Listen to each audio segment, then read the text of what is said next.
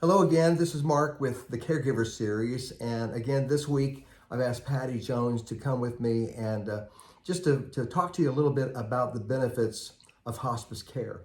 Um, we had it for my mom and even for my dad for a short time. He got well enough to where he was able to come off of it, but it was a great benefit to us. And Patty's been a hospice nurse now for about 21 years and currently is with Live Well Hospice out of Bixby. And I was also a chaplain with them for a good while. And I just have asked her to come and share some things with you, hopefully to alleviate, any anxiety or concerns that you might have, and also to provide you really with really good information. I think that would help you, at least investigate, pursue the idea, if you feel that it's necessary. Patty? So there is some anxiety around saying the H word. Yes.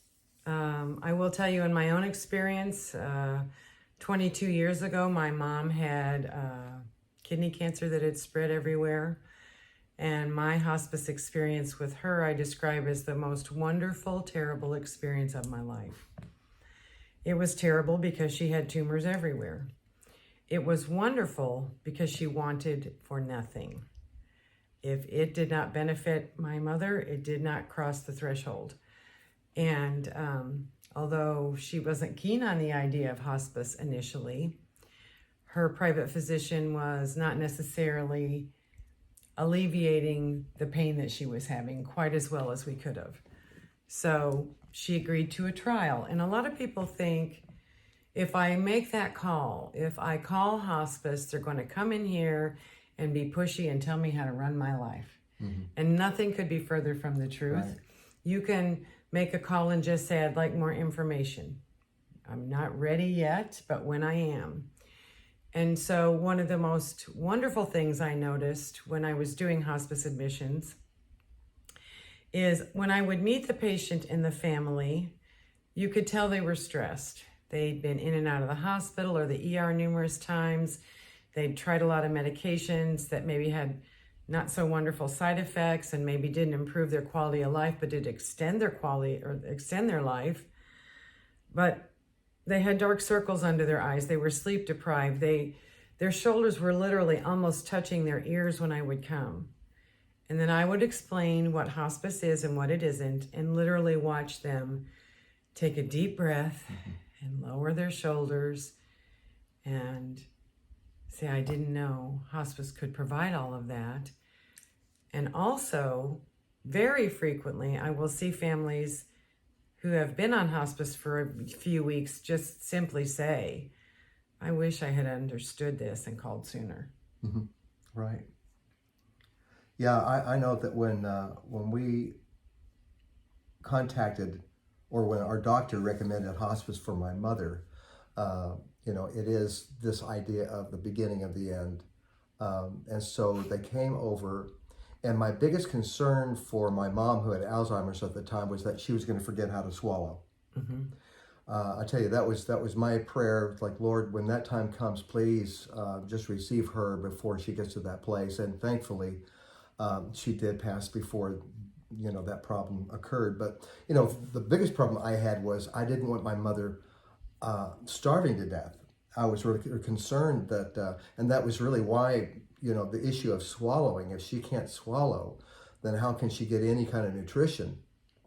And I was concerned, that she was going to starve to death, and and I didn't really want to entertain the idea of a feeding tube, right? Because really, other than the mental capacity, her physical body really was not in bad condition. So she probably had Alzheimer's for, I'm thinking, about 9 years, and we cared for her for about a year and a half in our home. And of course, when you start caring for somebody, even with Alzheimer's, you have no idea the length of time that you're going to be doing that. You're in for kind of like the long haul. So after the first year, I wasn't sure how many more years we're looking at. But about the last 6 months, we were able to bring hospice on board. And the nurse there was so informative and really kind of gave Sandy and I, just the peace, especially me, trying to help me to understand that in those last weeks and months, how the body, even the body, begins to prepare itself, for death. And so you might share a little bit about that. Regarding nutrition and hydration, it is a valid concern, but as you said, when the body's preparing to decline, very often we see retching or nausea, vomiting, constipation because the body's no longer processing the nutrition we're putting in. I know my own mother had a lot of upset stomach, and her stomach seemed to reject food. And as nurturers, and for some of us, food is our love language, right. It makes us feel better to feed them. And so one of the traditions my mom and I had was making protein smoothies in the morning. And she was having more difficulty keeping that down. She wasn't eating solid food, but I wanted her to have some protein to try and prevent wound cropping up. And one morning she looked at me and she said, "If I quit eating, how much longer is this going to take?" She had kidney cancer. And I said, "Well, Mother, the textbooks say a week to 10 days.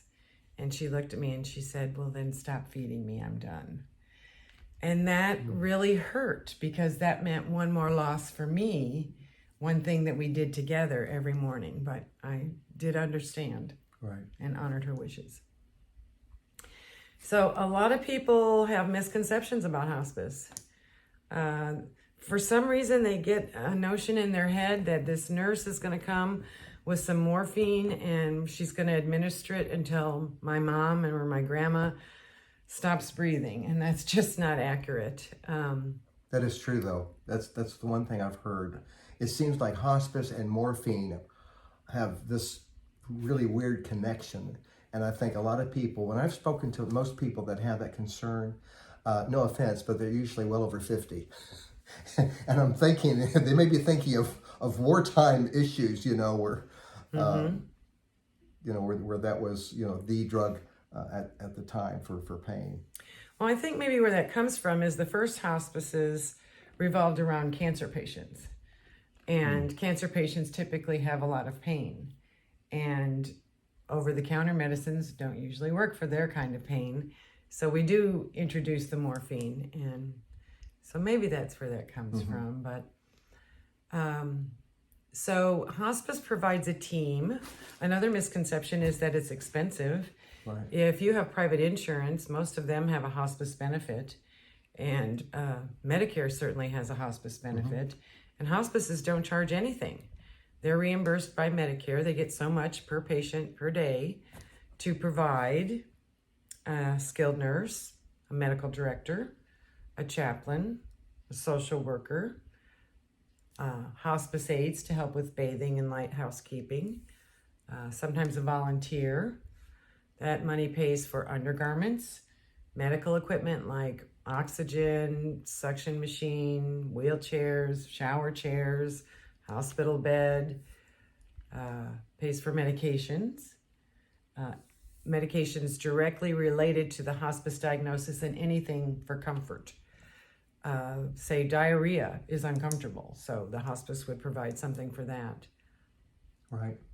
Yeah, and speaking of medications, I do know occasionally, the question, well, my mom is a diabetic, do they provide insulin?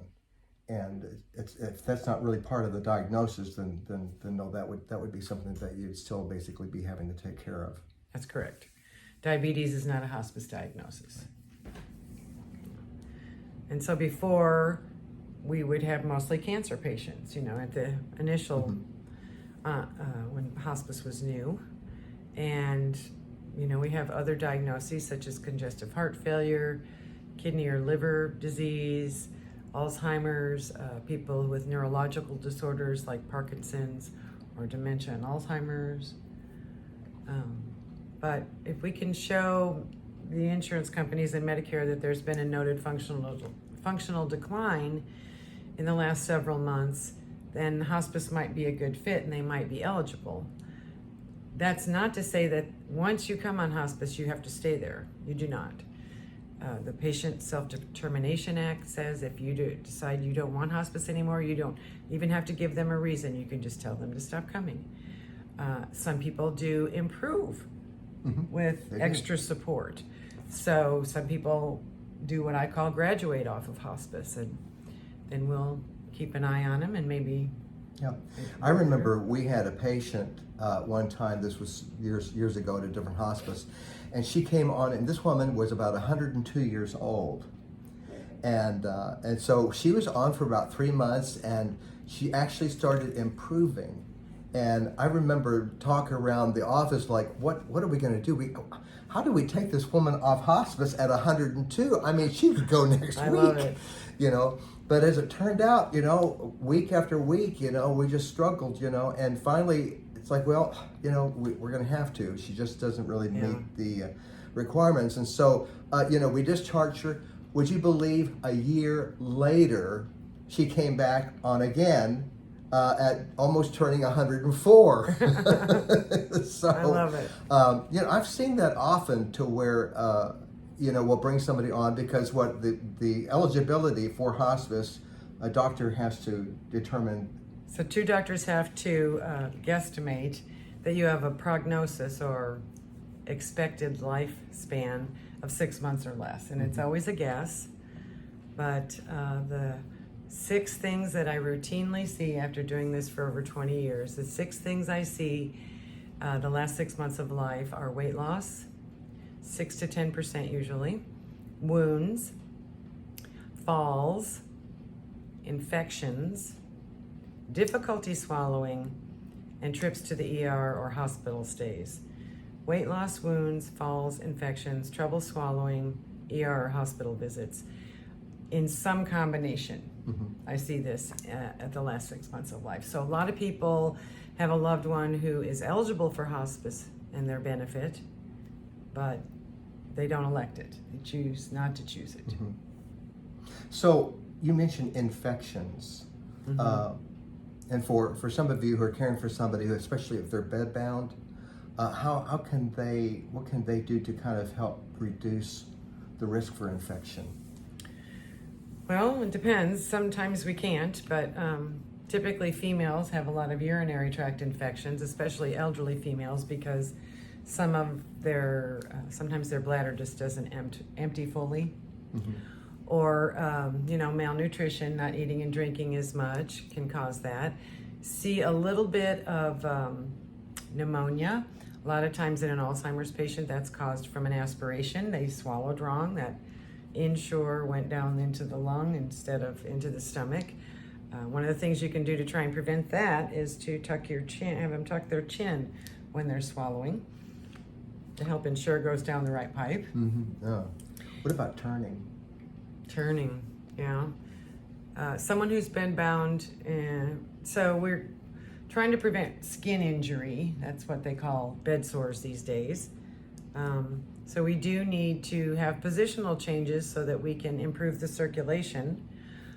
One of the things hospice can provide to prevent a bed sore is barrier cream, hospice aids to help with what we call peri-care, but also positioning, and a hospital bed with a low air loss mattress with alternating chambers that improve the circulation in different areas. But if you stay in the same spot long enough, your skin doesn't get enough circulation and it'll break down. Now, even the best hospice care and turning every 2 hours, if the patient's no longer taking in nutrition, they're at very high risk for a skin injury because the body has a certain protein requirement, and if we're not ingesting it or if we're eating it and not absorbing it, it's going to take it from the muscle to use to keep the heart beating and the lungs going and such. Yeah, one thing I think is really important, and I've heard this from families, you know, and you had mentioned it, you know, even if you have someone who's on hospice, you know, and a few weeks, a couple of months are into this and you just, you know, you're just not comfortable with it, or you just, you know, you're having a hard time seeing the benefit of it, you know, you're not trapped, you know, you've not signed some kind of a contract that basically, you know, binds you to using a hospice or a particular hospice. You know, if you feel like, well, you know, I'd like to try a different hospice, That's you're right. I try to tell people, really, we're here for you. We're working for you. And because really, for the most part, really, until you actually need hospice, most people are not going to have much of an education. They're not going to really know much about it unless they actually start reading or talking to somebody regarding hospice. Even though it's been around for decades now, until you really need the need. For instance, just you watching this video, really, for the most part, unless you're really actually needing, advice on caregiving, chances are you're not going to be watching it. Feel free to pass it on to somebody who is, but it's so important to alleviate concerns and anxieties regarding, something that you're unfamiliar with. And so I was really blessed for Patty to come today and talk to us about hospice. And I've got some brochures that I'm going to be kind of showing you, at the end. I'm just going to kind of hold them up and share just a little bit about it. But there are so many resources online today, that you can go to. Is there any particular one online that you can think of that for hospice? The ones that I use, you have to be a member of the organization, but you can always call your local Hospice and Palliative Nurses Association. Yes. And they're a wealth of knowledge, and they can share information. Another thing I want to mention is people think we're going to come in and run your life, and what they don't know about hospice is that there's a team, and the team helps the patient and family build what we call a plan of care. What do you want for yourself? What do you want? What don't you want? What kind of diet do you want to be on? How well do you want your pain and anxiety managed? Some people, the greatest generation, didn't have any sissies, so they're not even going to admit to pain. Those World War II vets are tough guys. And I had a patient who was in a prison camp.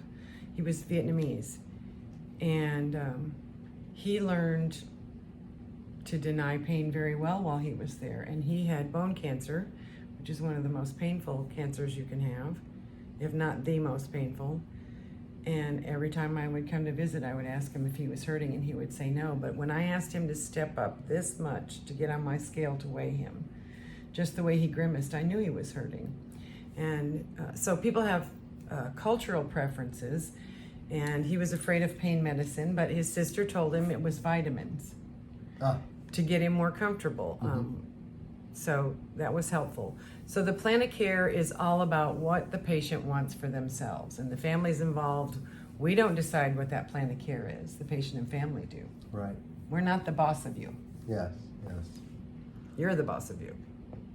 So, it's been a real learning experience, really, for both of us over the years, because each patient, each family is unique.